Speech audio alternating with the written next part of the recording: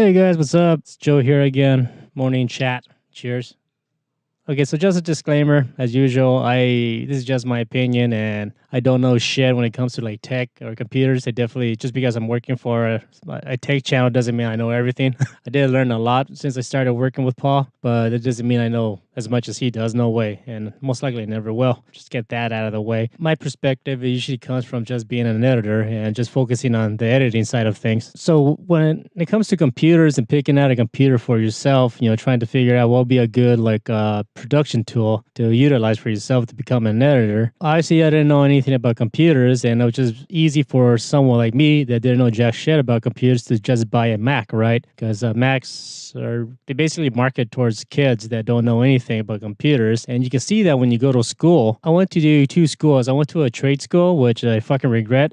Fuck those things. But what I mean by trade school, I mean one of those like 2 year tech schools, they're the credits are not transferable to an actual university type of thing. Avoid those if you can. I went to one of those schools. All their computers were Macs. That's where I got introduced to Macintosh, actually. Before that, I had PCs, but when I went to school, I got introduced to Macintosh, and of course, they look cool. They're marketed to look cool, right? They're all slick and slim and whatever, right? And so I got accustomed to the layout and all that. When I went back to an actual community college, same thing, I was taking some film classes to edit. Yeah, they're all using Macintosh computers, right? So my videos are usually aimed towards people that are starting out or not familiar with how to get started with editing, or what type of tools you need or stuff like that. I really don't want to come off as a know-it-all or anything like that, because I don't. Pretty much I'm trying to make these videos as if I'm talking to my younger self when I didn't know how to get started, or what tools to get, or where to get resources and stuff like that. Kind of try to understand how the software works with the hardware, right? Because say if you are a Mac person, which is fine, Final Cut actually works a specific way with the hardware that's built into it, type of thing, right? And like the same thing with Adobe, which is I use, right? Adobe tends to work better with Intel and NVIDIA. From my understanding, if you get an AMD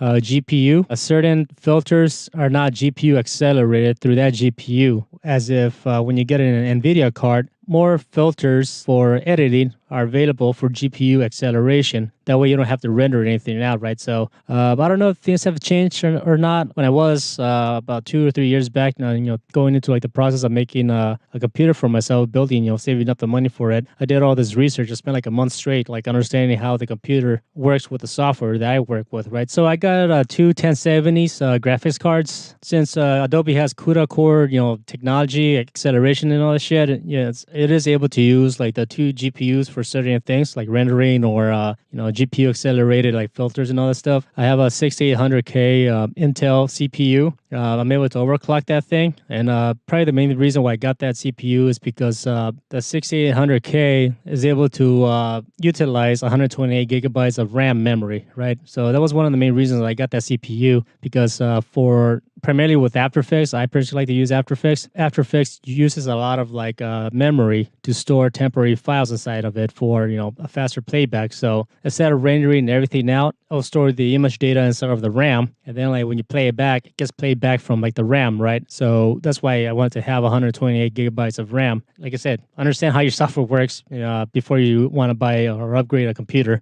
My 6800K CPU at base clock is at 3.4. I was able to increase the voltage and all this shit, and I was able to got it up to 4.1, I believe, gigahertz and speed and all that. And same thing with my GPU, I cranked it up, and honestly put it back to default, because in my room it just got way too hot, especially during the summertime. My room, the way how it's designed in this house is not that great. Even if we have the AC blasted, my room will get super fucking hot, and having my CPU overclocked at 4.1 gigahertz, the temp will go up to nearly 70 degrees Celsius, right? I restored everything back to default, and now the CPU will get maxed out at 50 Celsius degrees, and that made a massive difference in my room, right? However, the reason why I say that is because as I edit now, I honestly don't see much of a difference to want to go back to overclocking, right? The only difference I did notice is when I was using warp stabilizer. It'll take a little bit longer for like the warp stabilizer to do whatever it needs to do to the footage. I noticed, but for the most part, like it works fine. I really don't see much of a difference, right? So in regards to editing, I guess I'm trying to say if you want to save some money on your computer components, maybe you can buy stuff that is not overclockable. They may not be that necessary for you at the moment when you're starting out. You can save some money by getting yourself some computer parts that are not overclockable or not necessary to be overclocked, right? Now, I guess I can understand that there's some times where you may need to overclock your product. Say if you buy an inexpensive CPU and you want it to work as if it's a higher end CPU, so you can overclock that. But then you can deal with heat and all that shit. So that was the main thing for me. It's just like it's a heat issue. I don't miss the overclocking ability, because I don't see much of a difference when it comes to editing. I'm in a work environment in my own room, in my own house, where if I was to hit render, I could literally get up and walk away and do whatever. I'm not if I was in a studio, I guess that's different. When you want to get the most out of your components, that way you can work faster. Then I guess I can understand. But in my case, since I work in the house, having everything set to default is just fine with me. So yeah, so I don't know. I guess that's the point of this video. Is basically if you're starting out or if you're thinking about buying yourself a new computer or you want to upgrade or whatever, you could probably save some money by getting components that are not overclockable. Or they don't have the ability to overclock, right? So anyways, that's all I got for you in this video. So I hope it helps. Take care. Peace.